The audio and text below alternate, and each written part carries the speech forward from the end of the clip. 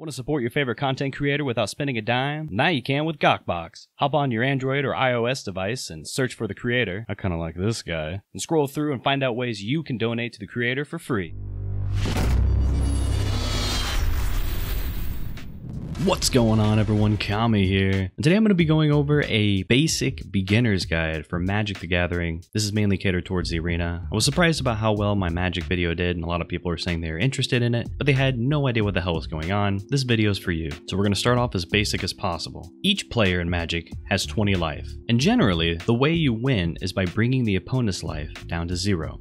Each player is going to need a minimum of 60 cards in their deck, but you can choose to have more. You usually want to keep it down to the bare minimum 60. Each player will shuffle their deck and decide who goes first. In Arena, it's randomly chosen. Now the person going first will draw 7 cards, and they do not get to draw a card for their first turn. For the rest of the game though, each player will draw 1 card at the start of their turn. So this first player will look at their 7 cards and decide if they like their hand. If they don't, they can mulligan. Mulligan meaning they'll take their 7 cards and shuffle it back into their deck and draw 6 new ones. Every time you mulligan, you'll be drawing 1 less card. Mulliganing in Magic is super punishing, and you normally don't want to mulligan more than once. And a great thing they've added recently in Magic is if you mulligan, once you decide to keep your hand, you get to scry 1 time. And it refers to the ability to look at your top card of your deck, and you can decide if you want to keep it on the top, or you can place it at the bottom of your deck. Once both players have decided they want to keep their hand, the first thing you'll want to do on your turn is play a land. You can play 1 land per turn. Land represents the mana you use to cast a spell.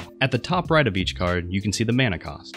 Commune the Dinosaurs up on the top right has a green symbol. That means I need to pay 1 green mana to play it. Abrade, on the other hand, has 1 red mana cost and 1 colorless. If it is a gray circle with a number in the middle of it, that means you can cast any type of mana to fulfill that mana cost. Going back to the Commune with Dinosaurs, if we look down in the middle of the card, you'll see text that reads Sorcery. Sorcery is the type of spell that it is. Bringing up the filter, you can see that these types of spells are Creature, Planeswalker, Instant, Sorcery, Enchantment, Artifact, and Land. Now some spells stay on the battlefield after casting, like Creatures, Planeswalkers, Enchantments, and Artifacts. Others, like Sorceries and Instants, will go to your graveyard after casting them. Now to use these spells, you need mana. And to gain mana, you need to turn your land sideways, or what is referred to as tapping the land. Now, Magic the Gathering Arena has an auto-use mana option where you can simply left-click a spell in your hand, drag it to the middle of the screen, and it will automatically cast the appropriate mana. I personally turn this feature off, as it can sometimes use mana in the incorrect way. With it off, you'll want to cast the spell first, and it will prompt you to tap the mana. You'll then left-click on each land, which will tap it, until the mana cost is met. And when a land is tapped for mana, it cannot produce any more mana this turn. And at the beginning of your next turn, you'll untap all of your tapped cards out on the field. So when it is your turn, you can cast spells before and after combat. These are your 2 main casting phases, and it allows you to play your land for the turn, summon a creature, or cast other spells.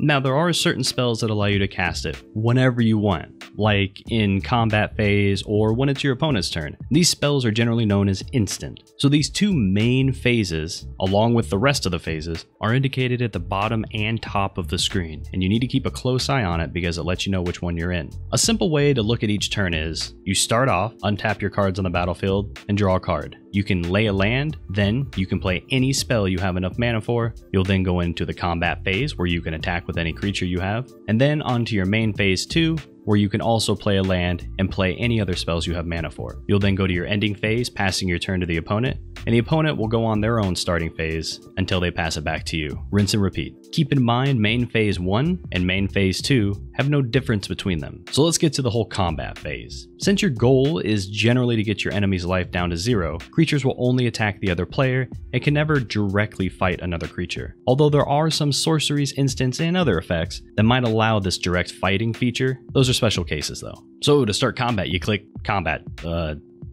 You start off by declaring who you want to attack, and you can either manually click each specific creature on the field, and you'll see them pop up a little bit. That represents that they're going to attack. You can also just click all attack on the right side to have all of your creatures attack.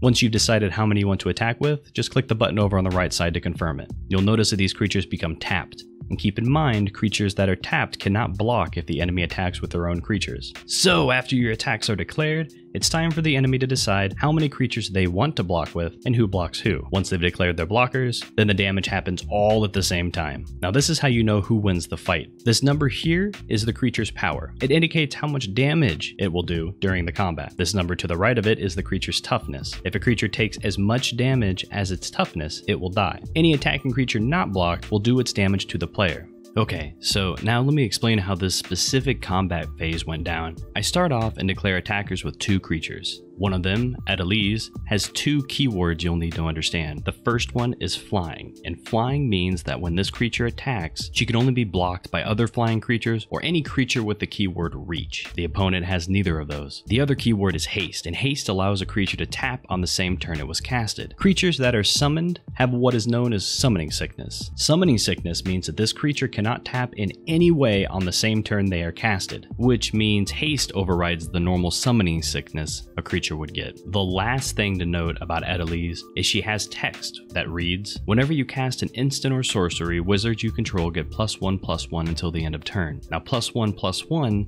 means that it will raise the power and toughness. Adeliz herself is a wizard, and the second creature I'm attacking with is Champion of Wits. The important thing to note about the Champion of Wits is it does have the keyword wizard. So after I declare my 2 attackers, the opponent blocks the only creature they can block, which is the Champion of Wits. After blockers are declared, there's a moment in which you can cast instants prior to damage going through. Now if I just let damage go through, then Adeliz would do 2 damage to the enemy's health, and my 2/1 Champion of Wits would trade deaths with the opponent's 1/1 creature. Instead, I choose to cast Wizard's Lightning, which does 3 damage to a target, and I would normally need to do 3 mana, 2 colorless and 1 red to cast it, but since I do control a wizard, it only costs 1 red, and I have that mana available. And a target can either be a creature, an enemy's life points, or a planeswalker. In this instance, I decide to target the opponent's creature that isn't blocking. Now upon casting Wizard's Lightning, Adeliz's ability goes off, and my creature's power and toughness go up by 1, and the creature that I targeted with Wizard's Lightning dies. This now makes my Champion of Wits a 3/2, and allows me to kill the 1/1 without dying itself. And my Adeliz now does 3 damage instead to the enemy's life points. Any damage done to a creature on a turn, if it does not die,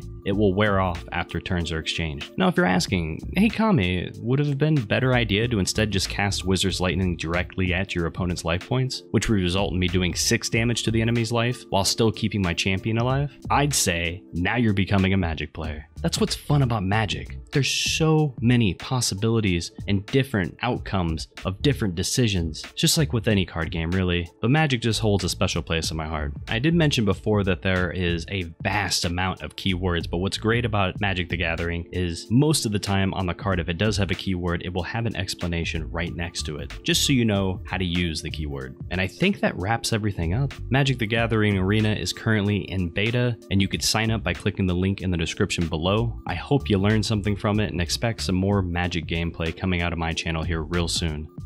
Hope you enjoyed it. I'll see you next time. Hey, thanks for watching. I'm not gonna be one of those people who asks you to like and subscribe, so I'm not gonna ask.